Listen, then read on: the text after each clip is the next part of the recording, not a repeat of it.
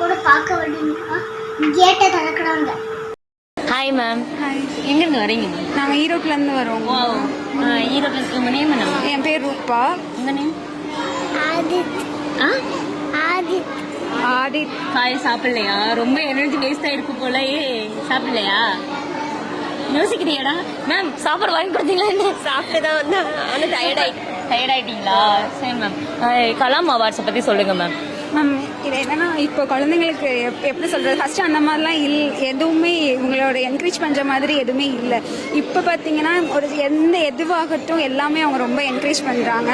இவனே பார்த்தீங்கன்னா இப்போ 2 அவார்ட் வாங்கியிருக்கான். அதுவே எங்களுக்கு ரொம்ப ஹாப்பியாக இருக்குது. பசில்ஸ் பண்ணது, அப்புறமேல் ஸ்டோரி டெல்லிங் பண்ணது. 30 ஸ்டோரிஸ் வந்து பார்த்தீங்கன்னா 28 செகண்ட்ஸில் சொன்னான். புக்ஸ் பார்த்து பிக்சர்ஸ் பார்த்து அது ஸ்டோரி சொல்கிறது மட்டும் இல்லை, எப்பயுமே வீட்டில் பார்த்தீங்கன்னா சாப்பிடும்போது ஸ்டோரி சொல்லிட்டே தான் இருப்பான். அதாவது ஈட் பண்ணும்போது இப்போ டிவி பார்த்து தான் எல்லாமே சாப்பாடெல்லாம் ஊட்டுறாங்க.